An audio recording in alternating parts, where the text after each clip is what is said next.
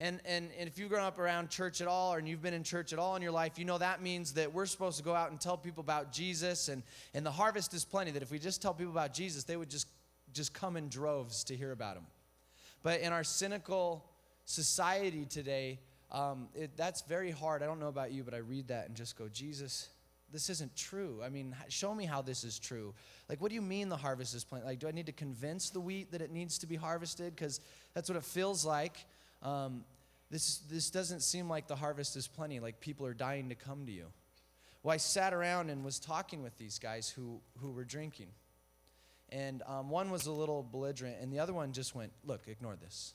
Ignore this. When he found out what we were doing. They were guys that were staying in our hotel because they were from a completely different region of South Sudan. And they were like, this one guy asked me, he goes, when are you coming to Eastern Capoeira?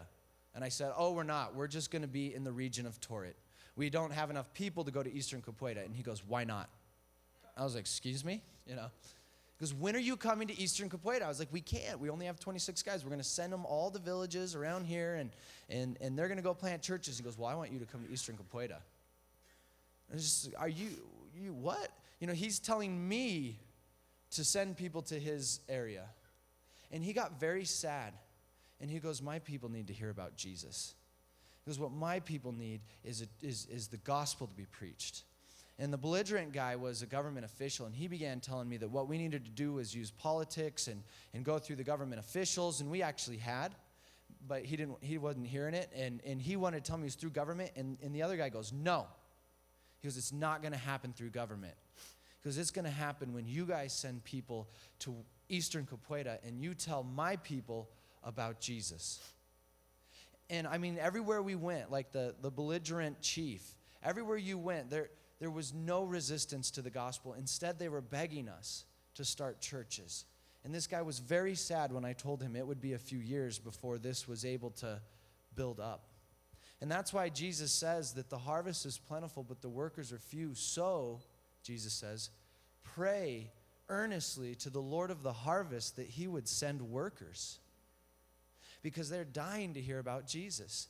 And that's what was so impactful when I left, is like, I've never had anyone beg me to set up a church, or beg me to tell them about Jesus, or get mad at me when I didn't. And that's the situation in South Sudan, is that people are dying to hear about Jesus. And they're dying to have churches, but the workers right now are so few. And so we need to be a church that prays to the Lord of the harvest, that more workers could be sent. And that was probably the most impactful thing for me.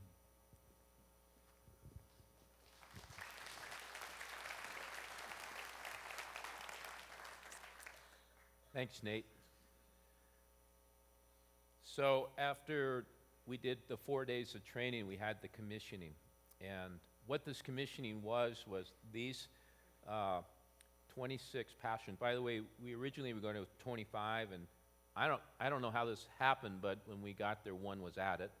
But another interesting thing is the 11 churches, they took out 11 people of the original people. So for those of you that have been praying for this, 11 of that original list were taken off because they thought that we would just pay a salary for a short term of like their assistant pastor who was working in their local church in Torit.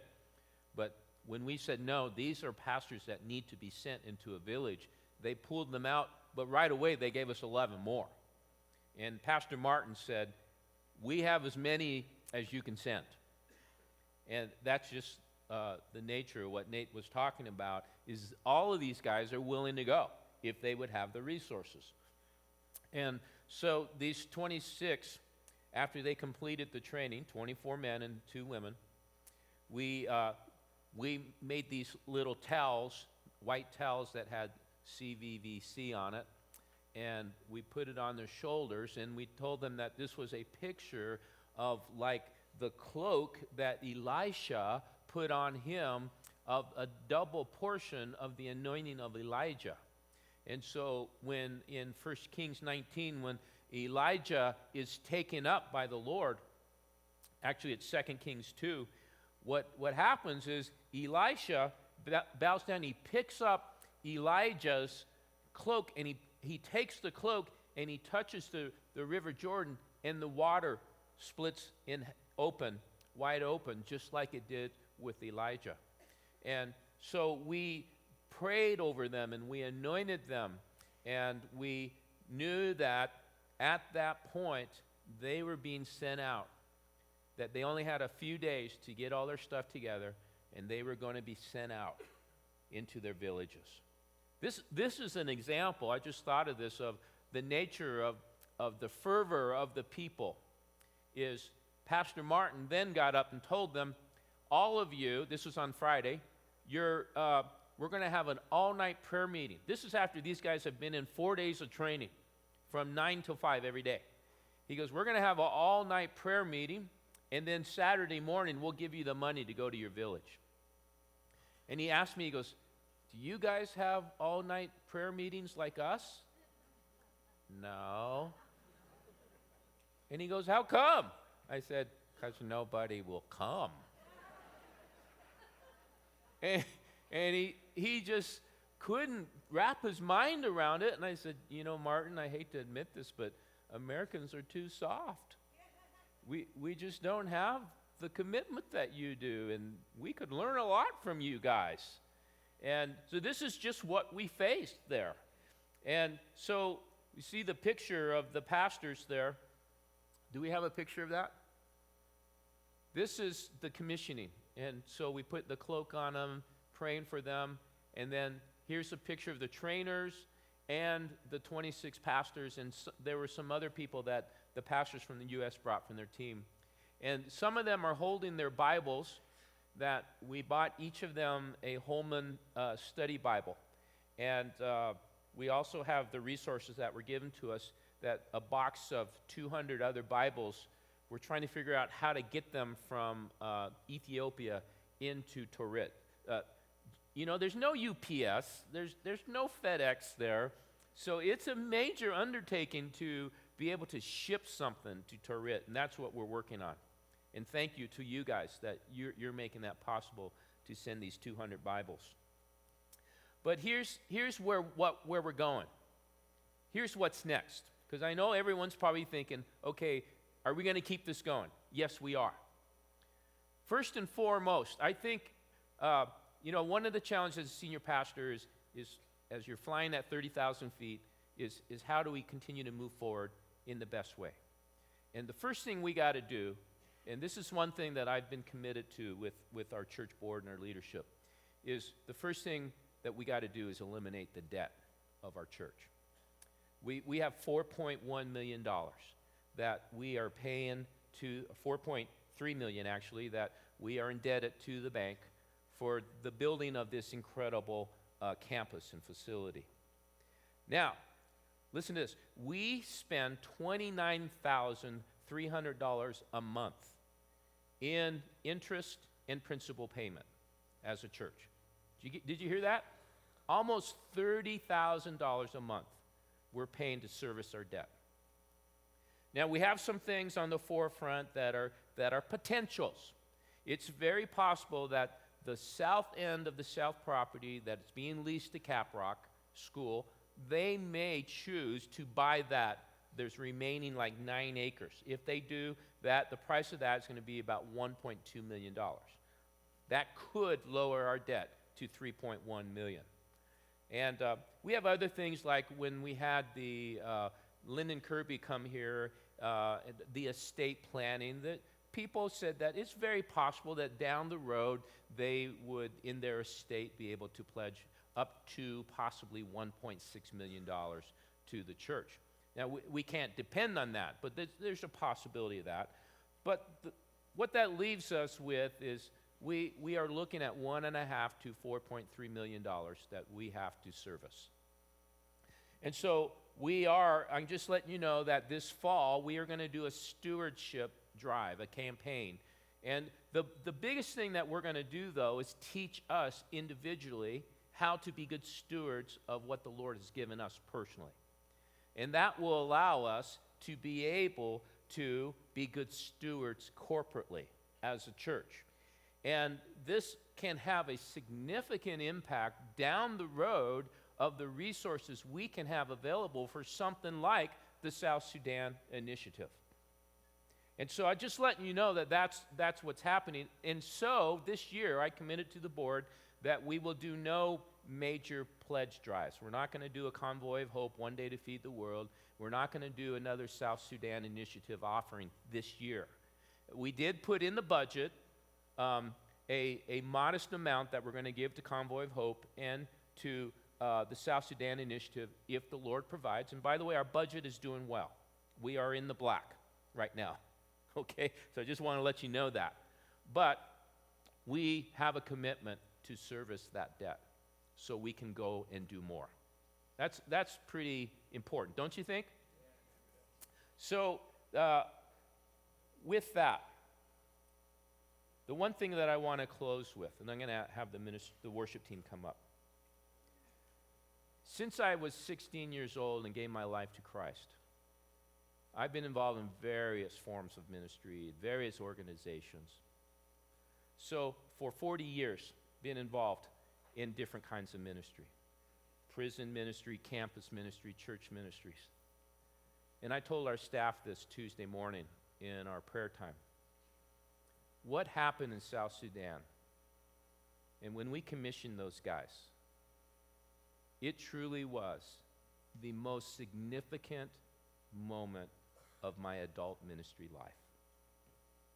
I don't think I've ever been involved in anything that is going to have as significant of an impact on the lives of individuals in a country like South Sudan than anything I've ever done.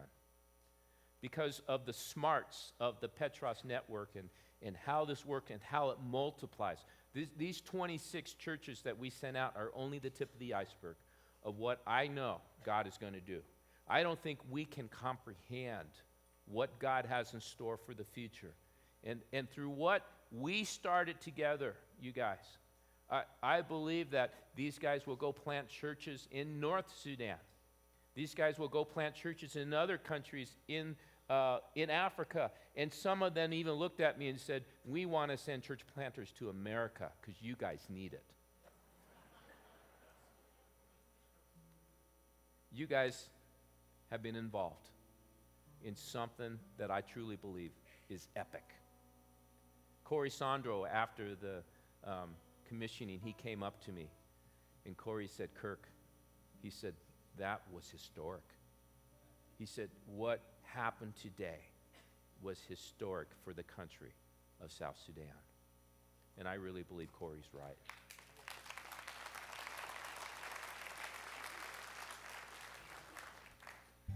We are fulfilling the Great Commission. Matthew 28. We all know this. For those of us who have been around a while, it says, go therefore and make disciples of what? All nations. Baptizing them in the name of the Father and the Son and the Holy Spirit, teaching them to observe all that I commanded you. We've done that. We've started that. We've done it here. Now we're going into South Sudan. It's going to continue to move forward. And the one thing that is kind of one of the driving motivations in my life is I want the Lord to someday say to me, well done, good and faithful servant, Kirk. You've been faithful with the little I've given you. Now go and enjoy the blessings of the kingdom. And you know, Matthew 25, verse 19, the parable of talents, this parable is about when Jesus returns. This is what's going to happen to all of us. And this is one thing that I think is important in the church in America to know, is that we will be held accountable for what we have here and what we do with it. Have you done something that's significant for the kingdom? And he said, for the servant who took 5 talents and he invested it and he made 5 more, so when the master came back, he gave him 10. Then the master said, well done, good and faithful servant. You have been faithful over a little. I will set you over much. Enter into the joy of your master. I have never experienced the joy that I experienced when I was dancing with those pastors. I was standing up, and they started dancing, and everything within me said, Kirk, you can't dance. But I couldn't help myself. I was full of so much joy of what the Lord did. I just jumped in. And one of the guys go, Kirk, you danced like this. Follow me. And so I started doing it. And Joan grabbed my arm, and we were jumping up and down around together because we were all full of so much joy of what the Lord had done. And I look forward to dancing more with those guys. You know what? I never want to go back to South Sudan. I hate South Sudan. But I'll go back to do what they're doing. I'll go back to train more pastors. And we're going to keep sending people. I dance for joy, knowing that lives are being brought from darkness to light. I dance for joy to see the fruit of partnering with 11 other denominations in Torit to go plant 26 churches. And they keep saying, send us more money, we'll send more. I dance for joy in knowing that a dream that started with Galen Daly, who's sitting right here, that he wanted to go before the Lord knowing that he was able to pass down a spiritual heritage. And with him and John Wandera together, who just had me for lunch and said, we want to go into South Sudan. And I said, you need to meet Ray Noah. I danced for joy knowing that this was God orchestrating it. And now 2 years later, look at what's happened. I danced for joy knowing that through the South Sudan Initiative, the gospel of Jesus Christ is going to make South Sudan a new country. It's going to take over the whole country. It's going to be a wildfire that's going to literally bring revival in South Sudan.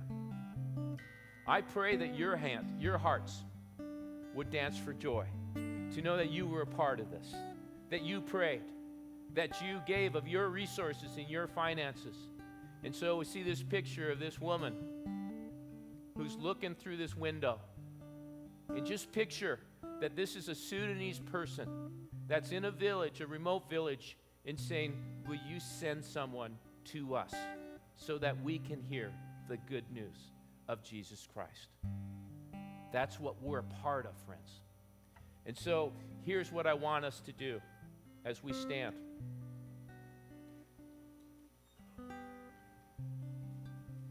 We can continue to do something that is unbelievably significant for the kingdom of God. And some of you, as you heard our story, there's something in your heart saying, I want to go. I want to be there. I want to be a part of a training. And I want to be there personally and meet these people that are willing to lay down their lives. If that's you, during this last worship song, I'm just going to invite you. We're going to have the ministry team up here. But I'm going to invite you to come forward and just pray, God, provide a way for me to go. And there are others that, as you've heard this story, you've really never had a heart for the nations. And you've really never realized that God could use you so significantly to be a part of something like this. And it may be that you want to continue to pray and you want to become a part of this and you want to save money so that you can give for this. If that's you, come forward and give prayer. That you want your life to count for something that will go to the nations. Come forward. And there may be others that God's speaking to you to go to the nations full time. That you'll be called maybe not to South Sudan, but there may be another country that's on your radar, and God's saying you're supposed to go. But you've been resisting that voice of the Lord. If that's you, come forward. So the ministry team, come forward. As God's working on your heart in any of these areas, and you want to say, Lord, I will go wherever you call me. Please come forward and get prayer. God bless you guys.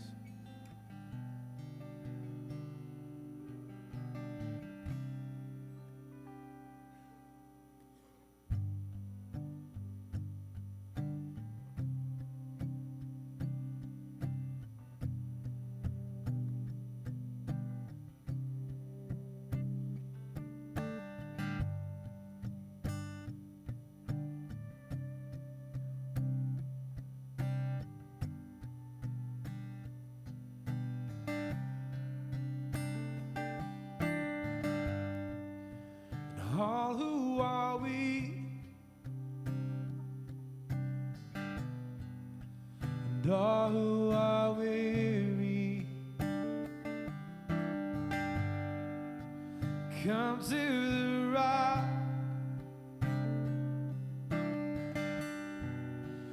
Come to the fountain, and all who have sailed on the river of heartache, come to the sea. Come on, be set free.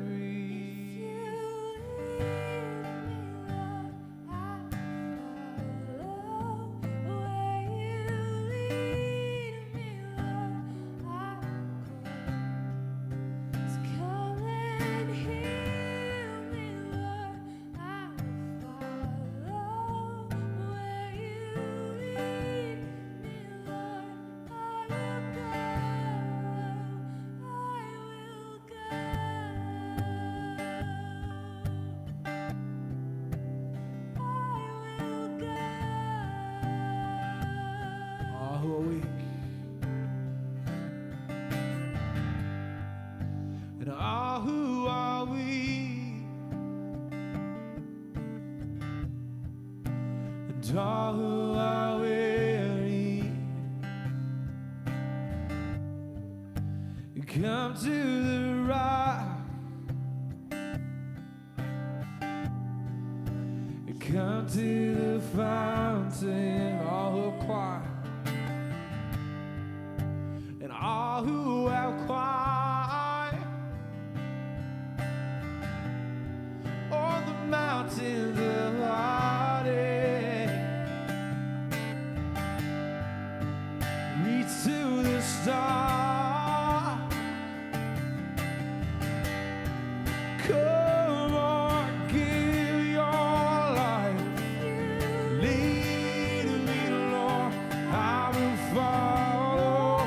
Where you lead me, Lord, I will go. So come and help me, Lord, I will follow. Where you lead me, Lord, I will go. I will go.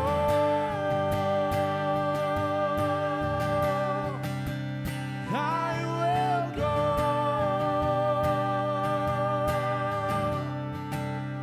I will go.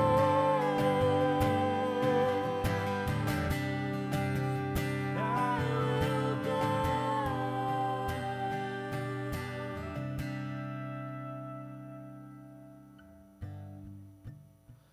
Heal me.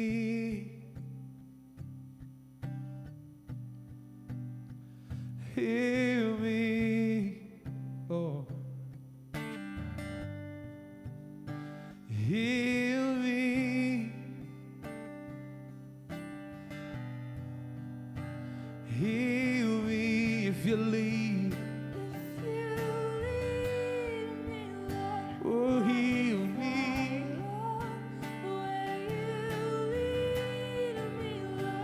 Heal me. So come and help me, Lord. I will follow. Where you lead me, Lord, I will go. If you lead me, Lord, I will follow. Where you lead me, Lord, I will go. Come and heal me, Lord, I will follow. Where you lead me, Lord, I will go.